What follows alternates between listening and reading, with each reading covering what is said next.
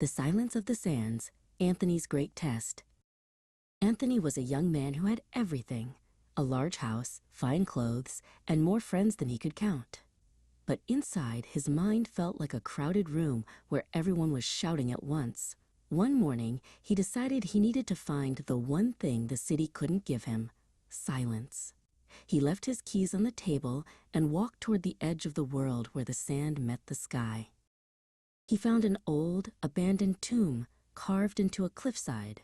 It wasn't much, but it was quiet.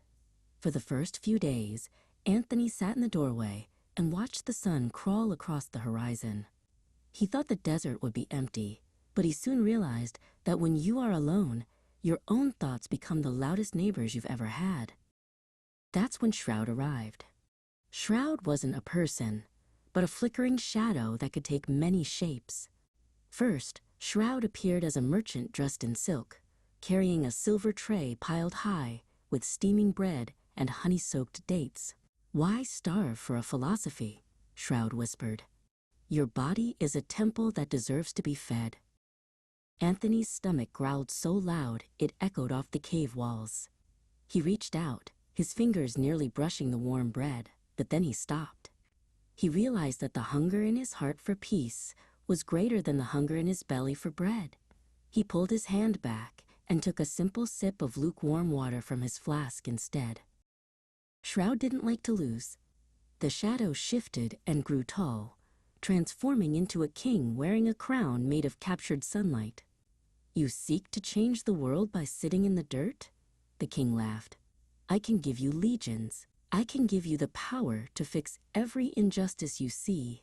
All you have to do is stop this foolish silence." Anthony looked at the phantom army and the golden crown. He realized that the hardest person to lead wasn't a nation, but himself. If he couldn't master his own desires, how could he ever hope to lead others? He closed his eyes and began to hum a low, steady tune, tuning out the king's boastful promises. Finally, Shroud grew tired of games. The shadow dissolved and reformed into a terrifying beast with the head of a wolf and claws like obsidian daggers. The creature circled Anthony, snarling and kicking up clouds of stinging grit. "If I cannot tempt you," the beast roared, "I will break you with fear." The wind howled and the beast lunged, but Anthony stood his ground.